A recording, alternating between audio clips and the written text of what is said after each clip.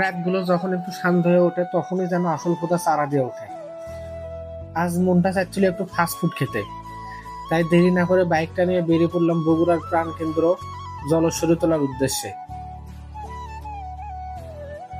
দিনের বেলার সেই ভয়াবহ জ্যাম আর চিল্লামিল্লি এখন কিচ্ছু নাই। রাস্তাঘাট যেন পুরাই ফাঁকা, দেখে মনে হচ্ছে গোটা শহর এখন আমার একার। বাইকের ইঞ্জিনের আওয়াজ আর এই হু বাতাসের মধ্যে আলাদা একটা শান্তি আছে। সারাদিনের খাটাখাটনির পর আসলে আমরা একটু চাই যেখানে কোনো সিগন্যালে আটকে থাকতে হবে না, সামনে শুধু ফাঁকা রাস্তা আর গন্তব্যে পৌঁছানোর আকাঙ্ক্ষা। দেখতে দেখতে মোটরসাইকেল টানতে চলে আসলাম জলশ্বরীতলার ভিতর। গভীর রাত হলেও জলশ্বরীতলার পুরোটাই আলোকিত, কারণ এখন হচ্ছে ঈদের কেনাকাটার সময়। গভীর রাত হলেও এখানে রয়েছে হাজারো মানুষের সমাগম, এবং প্রতিটি দালান কোঠায় রয়েছে চকমকা আলোক রশ্মি। রাস্তার পাশে অনেক ফুটপাত থাকলেও চলে গেলাম সেই চিরচেনা ফুড আপ্পির স্টলে। এখানে রাতের বেলাতেও বেশ চমৎকার একটা পরিবেশ থাকে।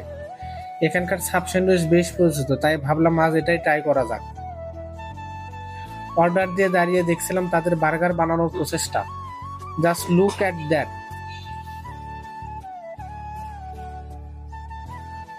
ওরা কিন্তু মেয়োনিজ আর মাংসের ব্যাপারে একদমই কৃত্রিমি করে না। ভরপুর পরিমাণে মেয়োনিজ আর জুসি চিকেন দিয়ে যেভাবে বার্গারটা প্রিপেয়ার করছিল, তা দেখে কার না জিভে জল আসবে বলুন।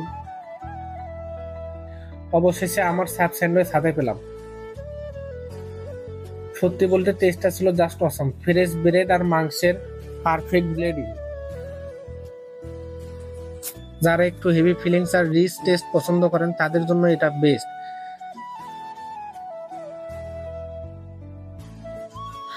খাওয়া দাওয়া শেষ করে এবার ফেরার পালা। আজকের ছোট্ট এই রাইড আর ফুড অ্যাডভেঞ্চার বেশ ভালোই ছিল। দেখা হবে পরের কোনো ভিডিওতে।